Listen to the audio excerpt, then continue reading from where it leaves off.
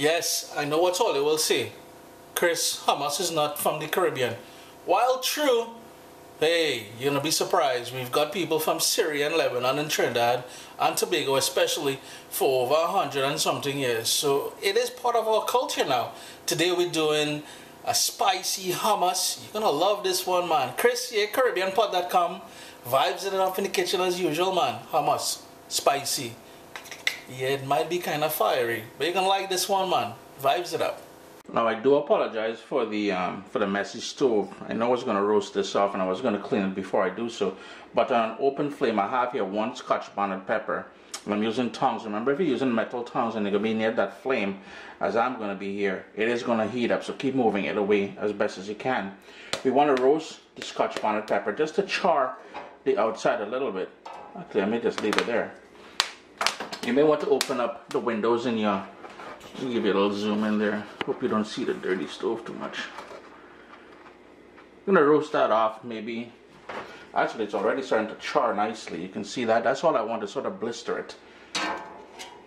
And there goes the stem. That little flame that you're seeing there. But anyways, maybe about 40-50 seconds or so, and then we're gonna allow it to cool down before we chop it up.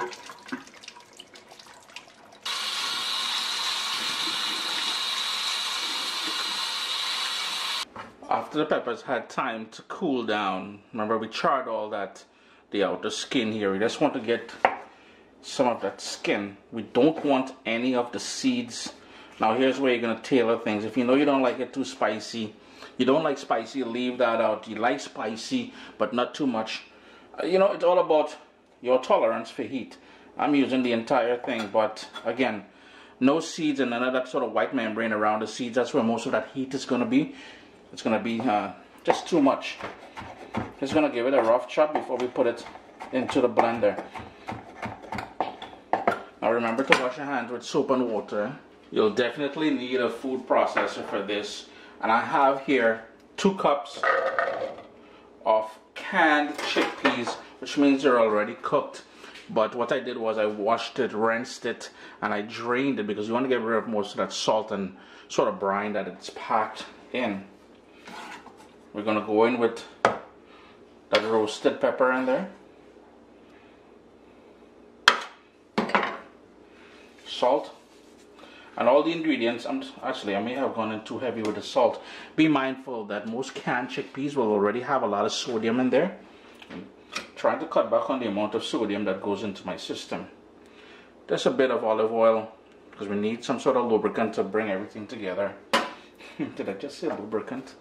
Some black pepper, and if you have fresh ground black pepper, you know, you flex. My pepper grinder is empty right now. We're gonna need some garlic, and I've got a couple cloves of garlic here. Just gonna trim off the sort of blemish ends and the stem.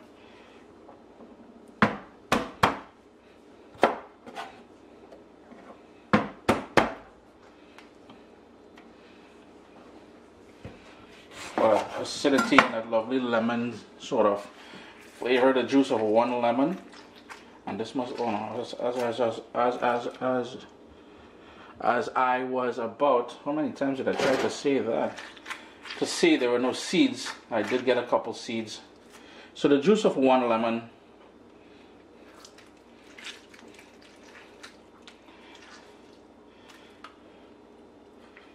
And the final ingredient, some tahini, which is basically sesame paste. And all you're doing basically is pulsing it and then allowing it to go until it's a smooth paste. From time to time you may need to stop it and scrape down the sides though.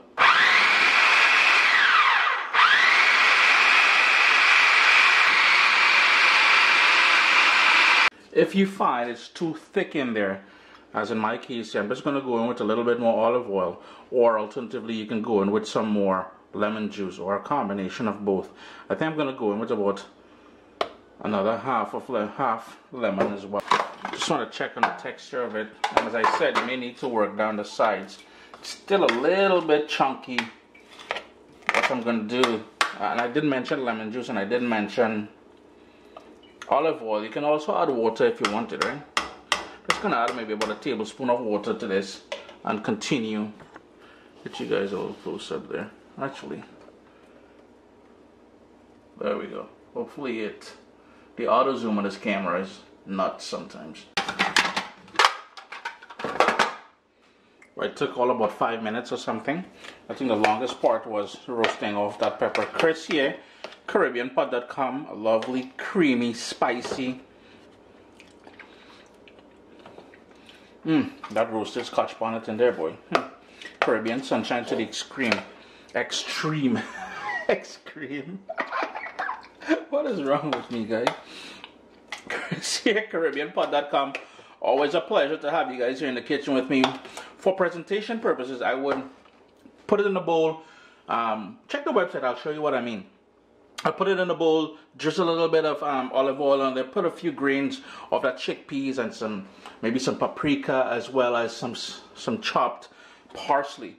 You gotta make it look appetizing as well too, you know.